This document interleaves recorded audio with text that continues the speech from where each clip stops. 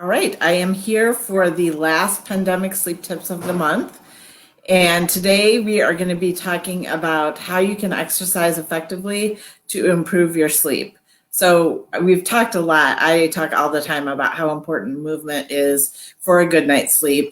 Again, I talk a lot about chi stagnation being one of the issues that prevents people from getting a good night's sleep. And one of the things that causes chi stagnation is not moving enough. So your chi isn't able to move because you're not getting up and moving. And so for today, I have Sharan Tash with us. Sharan is a good friend of mine and the owner of TASH Wellness for Women. And I have been there to work out. When I've gone, I've told her that it was supposed to be a recovery day for me. As most of you know, I do a lot of CrossFit. And whenever I go, I always leave sore. Even though I've worked out regularly 4 to 5 times a day for years, Sharan will still kick my ass. Because you love the TRX so much. I gotta kick your butt. Yeah. But don't worry, like if you are gonna go to Sharan's, she won't do that to everyone. No. She's nicer to other people. At first, at least. And we'll talk more about TASH Wellness for Women and what it offers. But I'll list some of Sharan's qualifications. This will be a little bit long. I'm only going to use some of them, not all of her certifications. So she's a functional aging specialist, a certified applied functional specialist, an integrative corrective exercise instructor, a brain health instructor, and a personal trainer.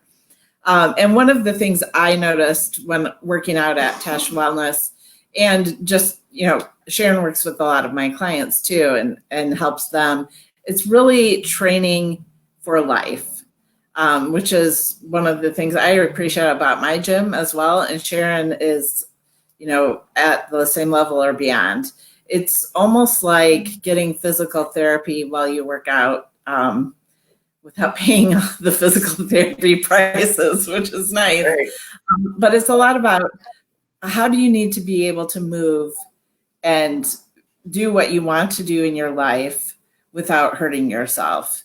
And a lot of people that come to her have not been able to do some of the things they want to do, like get on the floor to play with their grandchildren, or even I remember someone did their first box jump and how exciting that was, just because they hadn't jumped for so many years. And jumping, if you haven't done it for a long time, we'll have to talk about whether that's something we encourage you to do. You don't want to get hurt right now either. No. So we will be talking to Sharan. I'll ask her some questions. We'll chat. But if you have questions for her, please put those questions in the comments, and I'll watch the comments and make sure that we get to those at some point. If you are watching this as a recording, you couldn't make the live video, you can still post your questions, and Sharan and I will watch that and try to get to those later. But if you can give us some likes and hearts so we know you're there. My mom is on, Sharan. She just said hi. All right. So to get started, first, how much exercise would you say we need to be able to really impact our sleep and have quality sleep, exercise or movement? You're going to hear this a lot from me. It depends. No two people are built the same way. Just like we all have different thumbprints, fingerprints. Our bodies are built independently. So for some people, working out for 5 minutes is all they can do. Some people can work hard for 2 hours and, then they're so exhausted that they can't carry on. Ideally, what you want to do is you want to have enough movement in your day. I'm not talking about exercise right now because a lot of people are not exercising. I'm kind of looking at the corona. But even afterwards, you want to have enough movement in the day that when you get into bed, it just feels good. You had a good day. You don't have sore muscles, then you've overdone it. But you've got to experiment on what works good and what doesn't. And I'm not one that, you should be doing cardio 7 days a week. According to the American College of Sports Medicine, you should be getting about 150 minutes per week of moderate intensity exercise or 75 minutes of hard intensity. Now, as you get older, you may not be able to do as much. The idea is do something that gets your heart rate up, and it's probably more than walking in order to get that heart rate up, get it stronger, get the lungs working, and then be satisfied that you've done that. You just don't want to work out to such an intensity that you can't go to sleep at night because you're in such pain. So again, I'm going to say it's really dependent on your fitness level, what your body can handle, how it handles exercise, and there's so much more than just cardio. Yeah. So you just mentioned you don't want to work so much that you're sore and you can't sleep. Another issue from a Chinese medicine standpoint is if you work out too much, it causes a yin deficiency. And I always say that the yin has to enfold the yang to be able to sleep at night. So that can make it difficult to sleep, along with other issues as well.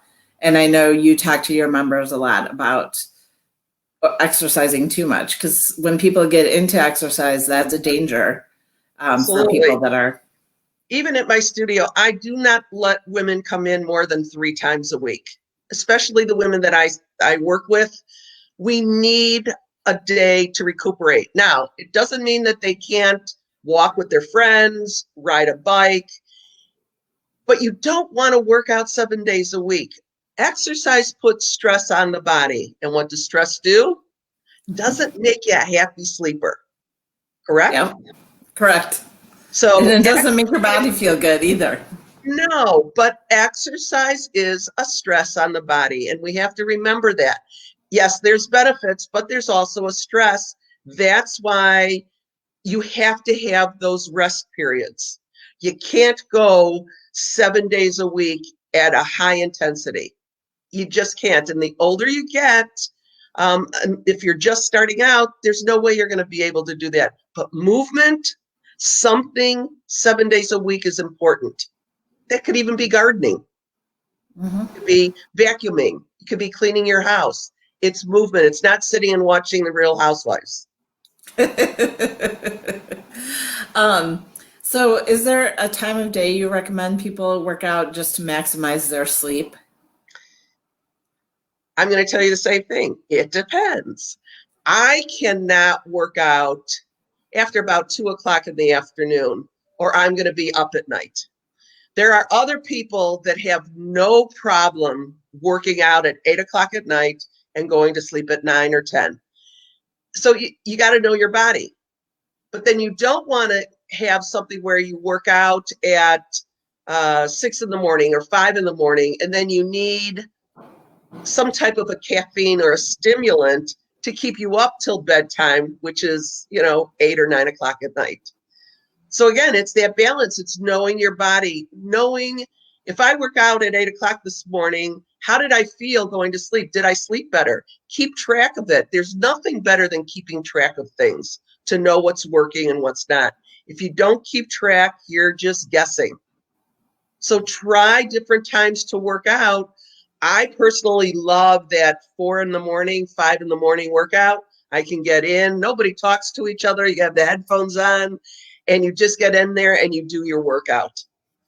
Just a different mentality. And as a trainer, there's a different mentality for the people who come into my studio in the morning and the people that come in at night.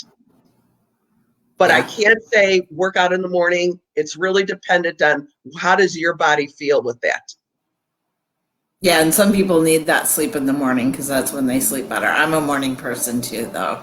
Yeah. I need to do it. If I work out in the afternoon, I'll come up with 1,000,001 excuses of why I won't. So it needs to be the first thing I can do.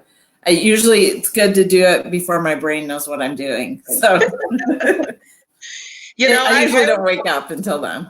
I always tell people, put your workout time in your calendar. It's an appointment that you're making with yourself to feel better, to keep health, to stay healthy. And you don't break appointments with your friends or your business associates. So why would you break that appointment? Schedule it in there. And, if you're using Outlook or Google, put it in the little notes. How did you feel working out at that time? But yeah, morning workouts, there's nothing that's going to keep you from doing it except the alarm clock.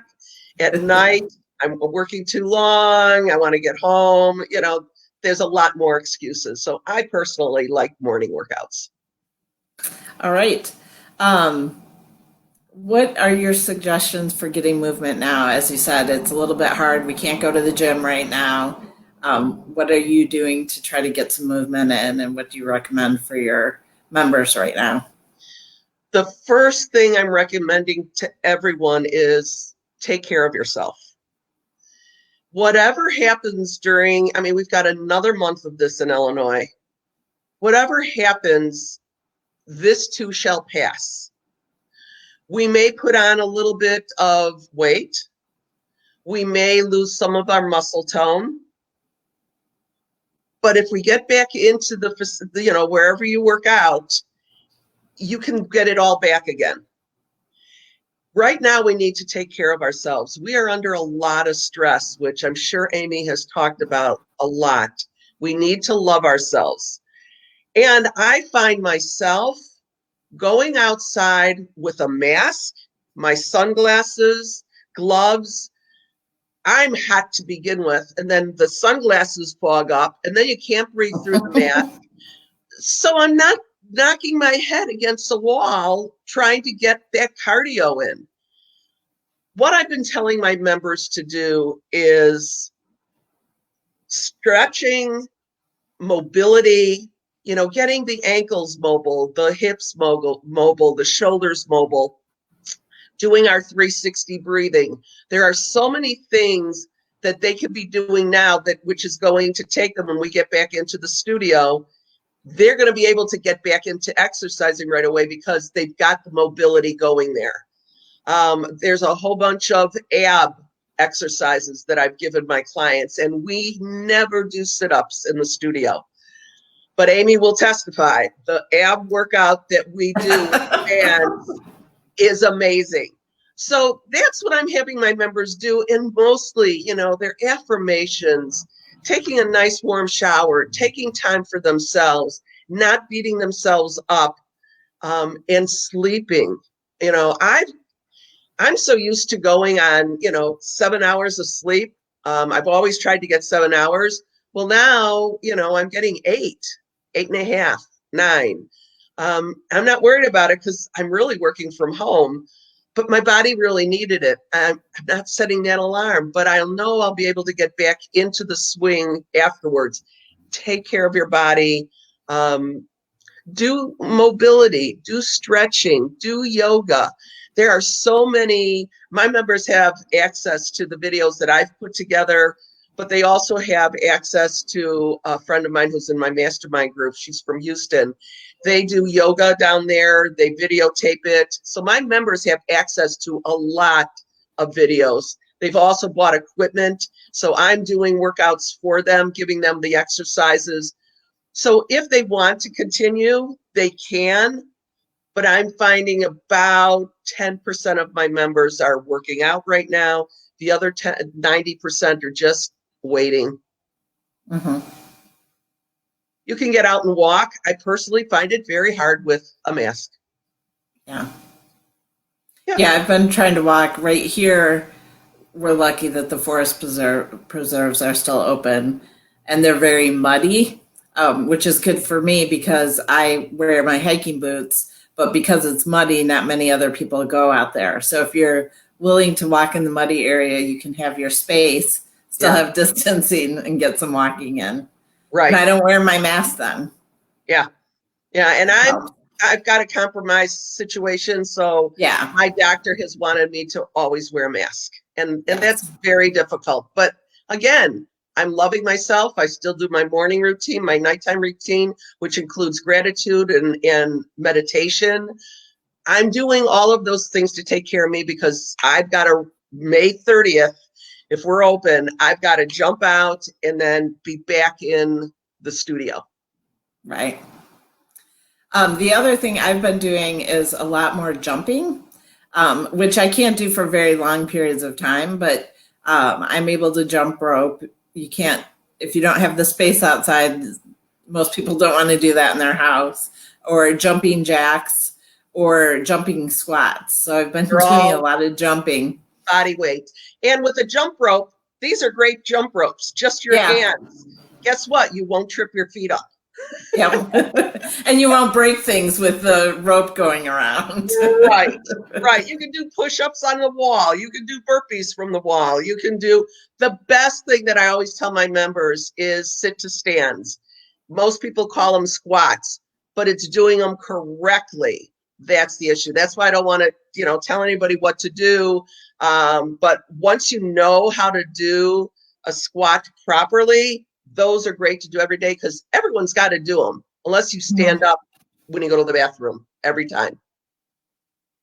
Yeah, those are great. And that was one of the things I was thinking of when I mentioned that Sharon always talks about functionality for life, just watching how she does the instruction on squats. Because if you don't do squats properly, it's very bad on your knees. And it's so critical because, like you said, we all have to sit. So we need to know how to do it properly so that we can keep doing it when we're in our 80s and 90s. Well, it's the activities of daily living. A lot of women will come in, oh, I can't lift my hands overhead. Well, guess what? You need to be able to do something overhead because you're putting clothes on, so you're moving the shoulder. Now, you may not be able to get it straight up overhead, but we can work on the mobility of the shoulder so that you will have better mobility and you'll be able to put clothes on easier. These activities of daily living are so important. And if you don't use it, you will lose it. And somebody is going to have to take care of you, whether it's your family, friends, or you're going to have to pay for someone to take care of you when you've lost all your ability to do these functional movements. And I don't know anyone who chooses that. Right. Yeah. Yeah. So what are some of the things you recommend people not start doing right now? Because there's higher risk of injuring themselves, and you don't want to be injured and have to go to a doctor when it's not necessary right now. We never want to be injured, right? But what are some of the things people do that tend to injure themselves most that you've seen? Well, a lot of times I see people, oh, I got to do something. And then they get out there, they've never run before. And then all of a sudden they've got to run, 3 blocks or a mile or whatever. Don't put anything else on your plate right now.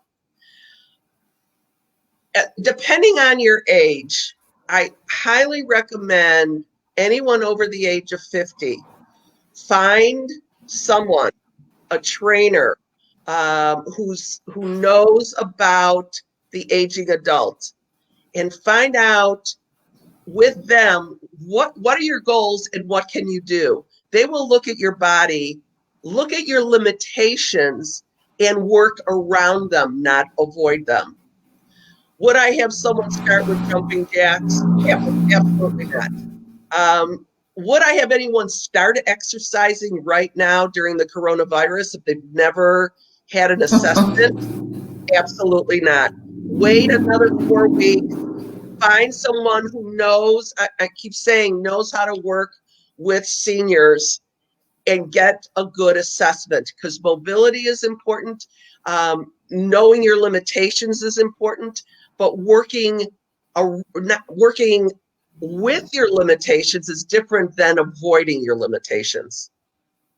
And you don't have to wait to be a senior to do that. Like I said, Sharon will kick your ass no matter what age. And it's good to learn the right form when you're young so that you don't have issues when you're 40 and 50. Absolutely. And, we've all, I'm 67, almost 68.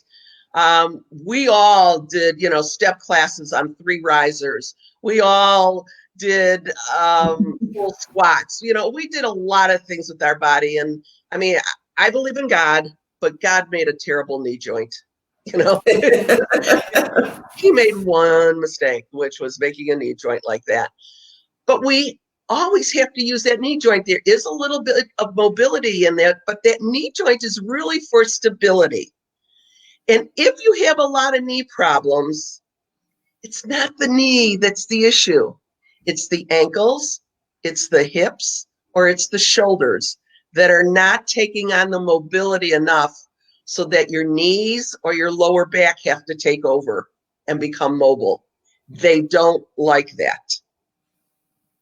So, doing this functional training, having someone who understands functionality, I personally don't think there's any reason for, a senior to put a barbell on their shoulders and do squats. It's just not good, and there's no functionality in it. They could hold it in front if they really want a barbell and hold it. But there's so much we can do without putting stress on our body that can hurt us. Yeah. By using our body weight, but that's not enough. You also need resistance. And we use bands, we use the TRX, we use stability balls, mobility. It's just, there's so many things we can use besides body weight. And that's what's important, but you gotta know what you're doing so that you don't get hurt. So if you have questions for Sharan, make sure you put those in the comments right now. But this is a good time to talk more about what you normally do when we're not in a shelter in place. I work with women 50 and older that have had a difficult time getting healthy all these years. And they're afraid of the increase in medications, the inability to move, and every year it keeps getting worse and worse.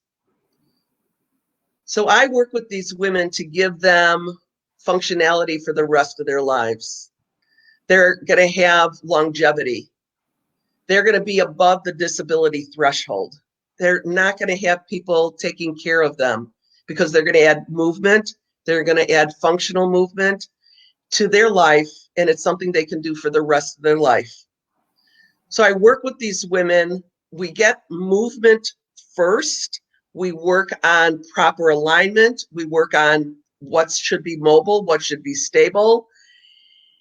And we work on that mindset. Why are you coming in now and you didn't come in 5 years ago? What's motivating you now? Most gyms are all about the body. We are about a mind, body, and spirit. So that's what I do. I work with women only. Some men I work with post-rehab. They're the husbands of the wives. And it's all about the quality of movement. It's all about being healthy for the rest of our lives. And I designed the program for where your goals are. I hold you accountable for reaching those goals. There's tough love involved, but it's always done knowing that this is what you want. So that's what we do at TASH Wellness for Women. So a couple of things I would add to that is Sharan does a significant amount of research as well. So the approaches that she's taken are always data driven and based. She'll look at studies, but also look at the quality of the study, who it was sponsored by, how many people were studied. So it's not just like the latest fad that she's going through. It's well researched. And she mentioned her sweet spot is women 50 and older, but I've sent clients in their 30s that have gotten a lot of benefit as well. So if you're like, wait, I'm 49, that's not me. No, you're good too. Just the majority of all of my women, the one thing they have in common is they are supportive of other women. I will not, and I turn women away. I will not work with someone who wants to be an elite athlete, someone who really wants CrossFit, someone who really wants a boot camp, and I'm not going to yell at you. I'm very particular about who I allow to join my community. And that's really important. They learn to respect my knowledge.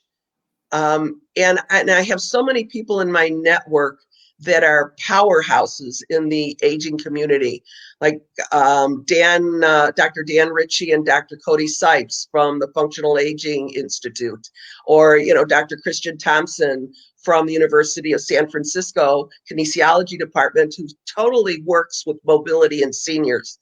or Robert Linkle, who does the training the older adult. These are people that are in my network that I can pick up the phone and say, I've got a client who don't know what to do with them, but I've got them behind me, so they are also with my members. That's what's really important. Don't believe everything that's in Self magazine or I don't know what other magazines there are. You need to look at the research. I saw once a research article saying Coca-Cola is just as good as water. Guess who funded the research? Coca-Cola. But unless you dove in and looked at it, you wouldn't know. Right. Yes, you can find a study for anything. Absolutely. All right. We'll give you another second for questions to put something in there.